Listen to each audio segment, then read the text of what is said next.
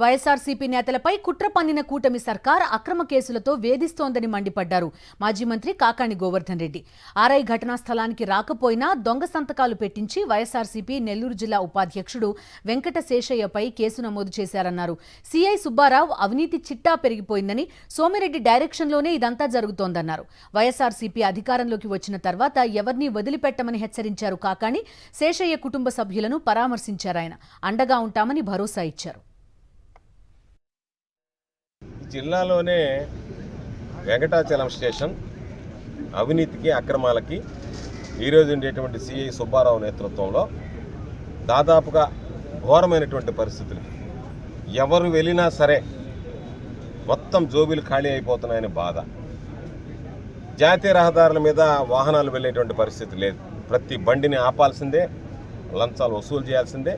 ఎంత నీచానికి దిగజారిపోయారంటే ఈ సిఐ సోమిరెడ్డి అనేటువంటి వాడు చెప్తే ఆ సోమిరెడ్డి లాంటి చరిత్రహీనుడైనటువంటి వ్యక్తి ఈరోజు శేషయ్య కుటుంబాన్ని ఈరోజు ఇబ్బందుల పాలు చేయడం ఇది నిజంగా దౌర్భాగ్యం, దురదృష్టకరమైనటువంటి సంగతి. ఆర్ఐ అనేటువంటి వ్యక్తి రాకుండానే ఎలా ఆయన సంతకం ఇక్కడ పెట్టాడు? ఎలా మీరు ఈ విధంగా పాపం దొంగ డాక్యుమెంట్ సృష్టించి ఈ విధంగా తప్పుడు కేసులు పెట్టారనే దానికి నిదర్శనం కాదా? దీనికి మీరు సమాధానం చెప్తారా? ఎవడైతే ఈ అక్రమాలకి అవినీతికి పాల్పడ్డాడో నిద్ర లేచినప్పటి నుంచి దేవుణ్ణి పూజించుకోవాలి. వైఎస్ఆర్ కాంగ్రెస్ పార్టీ ప్రభుత్వం రాకూడదు, జగన్మోహన్ రెడ్డి గారు ముఖ్యమంత్రి కాకూడదు, గోవర్ధన్ రెడ్డి గెలవకూడదు అని చెప్పారు.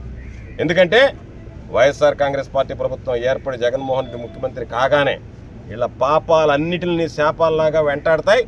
ఒక్కరిని కూడా విడిచిపెట్టం. వాళ్ళ మీద గనక చర్యలు తీసుకోలేకపోతే నేను నా పేరు మార్చుకోవడానికి సిద్ధపడతాను తప్ప రాజకీయాల్లో కొనసాగేటువంటి పరిస్థితి